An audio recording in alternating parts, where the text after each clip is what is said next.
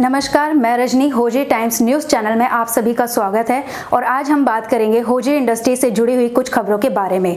कांथा बंगाल की सांस्कृतिक विरासत को दर्शाता है। यह परंपरा पीढ़ी दर पीढ़ी चली आ रही है।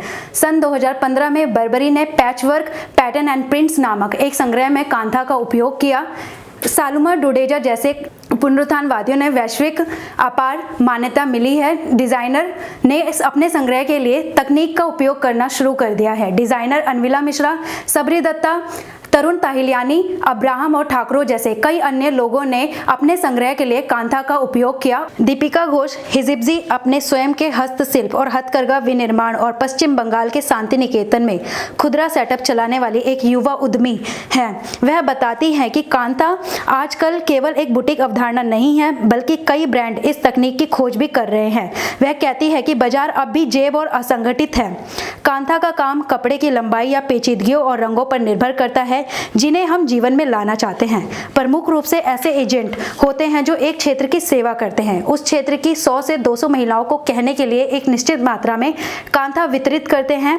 हमारे लिए इन समूहों के माध्यम से अपने काम को स्वतंत्र रूप से प्रसारित करना एक विनम्र कार्य है और हमें एजेंटों पर निर्भर रहना पड़ता है। महामारी को देखते हुए हमारे व्यापारिक पक्ष में नकदी का प्रवाह बंद हो गया है, जिसके कारण हमें एजेंटों को भुगतान करने से रोक दिया गया है और बहुत सारा काम रुका पड़ा है। कांथा उद्योग अपने आप में बहुत ही नकदी के साथ है और हम वॉल्यूम पर लाभ कमाते हैं। इसलिए दूसरी ओर हम निर्यात या घरेलू थोक मांगों पर भरोसा कर सकते हैं और हमारे शेयरों में भी तेजी आ सकती है। हम हमेशा उत्पाद बनाने में देरी के समय को ध्यान में रखते हुए अतिरिक्त स्टॉक रखते हैं, तो सभी के लिए यह नगण्य आदेशों और कम भुगतानों का एक शातिर पास था।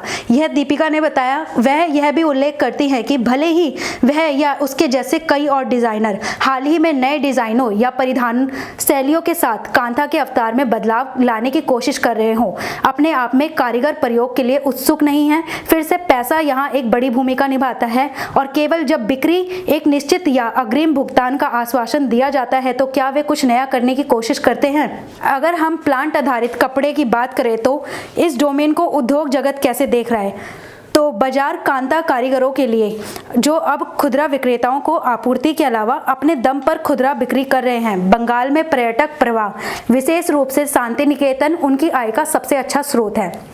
शांति निकेतन में स्थानीय हाट एक बड़ा पर्यटक आकर्षण है और फिर होली और सर्दियों के मेले आते हैं जो एक भव्य उत्सव है। इस साल रविंद्रनाथ टैगोर की त्योहार की शुरुआत के दशकों से इसे मनाया जाने वाला कोई होली उत्सव नहीं था। इससे पर्यटकों को शांति निकेतन में आने से रोक दिया गया। फिर कोविड-19 के मामलों की बढ़ती संख्या के कारण हमारे हाट को रोक दिया गया। हमें उम्मीद थी कि दुर्गा पूजा व्यवसाय के लिए एक अच्छा समय होगा, लेकिन दुर्भाग्य से उच्च न्यायालय ने पूजा के 5 दिनों के लिए सभी समारोह पर रोक लगा दी। सड़कों को अवरोध कर दिया गया और हमने कोई बिक्री नहीं देखी है। यह हमारे लिए एक बड़ा नुकसान रहा है और हम मौसमी बाजारों से पूरी तरह से हार चुके हैं। टंपा खातून मालिक टंपा हस्तशिल्प सूचित करते हैं। कोविड-19 के प्रकोप के बीच जीवित रहने के लिए टुम्पा सोशल मीडिया के माध्यम से अपने संरक्षकों तक पहुंच रही हैं, अपने स्टॉक को इच्छुक पार्टियों को बेच रही हैं। कई तकनीकी चुनौतियों से लड़ते हुए वह जानती हैं कि यह व्यवसाय को चालू रखने का एकमात्र तरीका है। ऐसी ही लेटेस्ट खबरों को पाने के लिए हमारे चैनल को सब्सक्राइब करें। यदि आपको ये वीडियो पसंद आई हो तो हमारे वीडियो को लाइक और शेयर करना ना भूलें।